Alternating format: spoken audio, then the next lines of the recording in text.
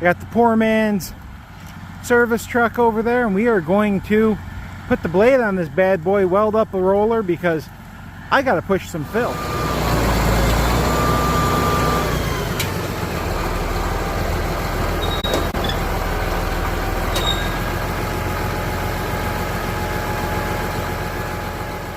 You may have seen it in the background, but this is my 1968 D6C Power Shift Animal.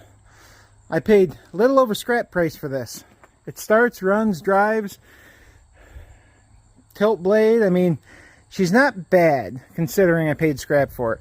Transmission's good, engine's good. The reason it's so cheap, the undercarriage.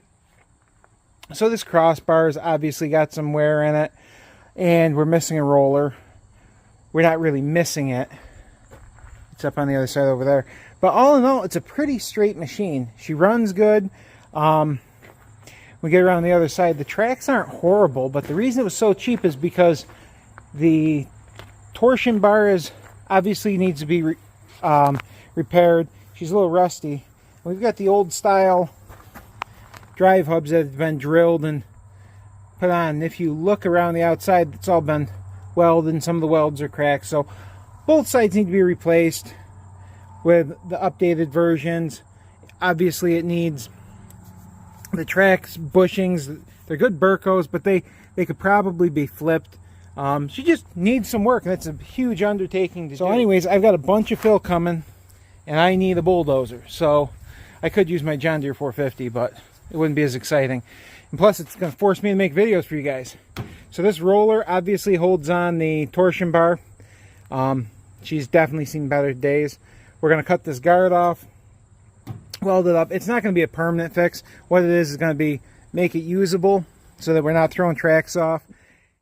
We're going to jack this up, put the piece in here, clean this up, weld it on. So sit back, relax, and enjoy. Okay, so first thing I'm going to do is take this cover off. What do you guys think? Think this is going to come out? Let me know in the comments. If it does, I'm going to be impressed. Then we're going to weld this broken piece back together. Then we're going to jack up the track frame. The track, wedge it in there, weld it up, and it'll be good enough for who it's for a little bit. We'll be able to use it a little bit without worrying about wrecking something more.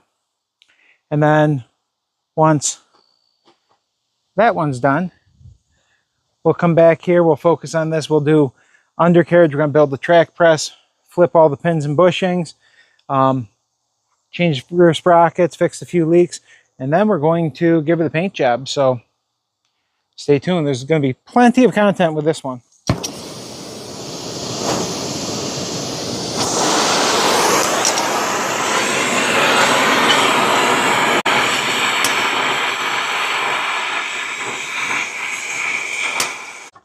Back straight out.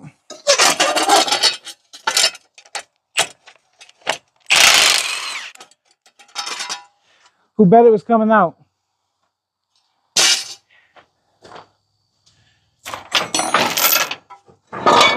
Now we're going to massage this a little bit. Back down in, then we're going to V it, weld the other side up. Then we're going to jack it, wedge it in there, and hope for the best.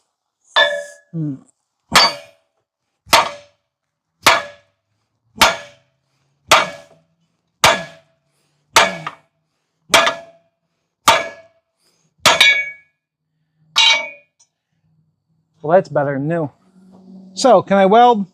That's debatable. Can I puddle it on there and make it hold? Yes. MIG welder, TIG, I'm good. Rod, I can make it stick. They're not Instagram official, and that you won't be seeing them up close, but that's what grinders are for. So, don't know what type of rod this is. No numbers on it. Came out of a vintage can. So, let's see how it welds.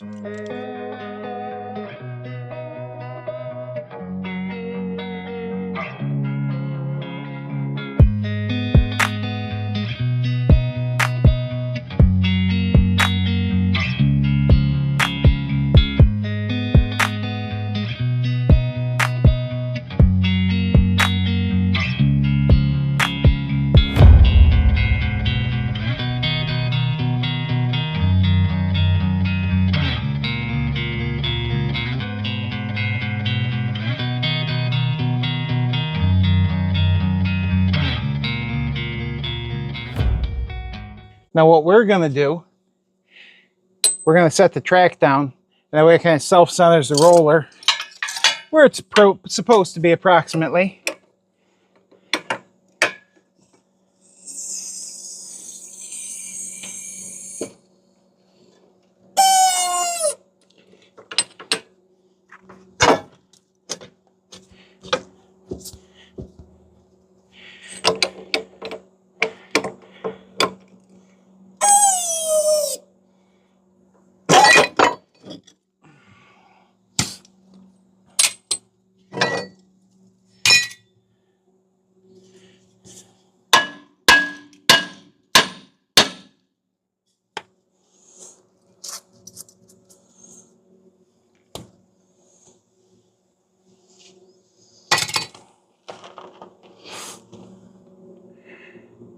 Okay, we're going to weld this in, and we're going to go take it for a test spin. 2 hours later. And just like that, she's ready to go push some trees.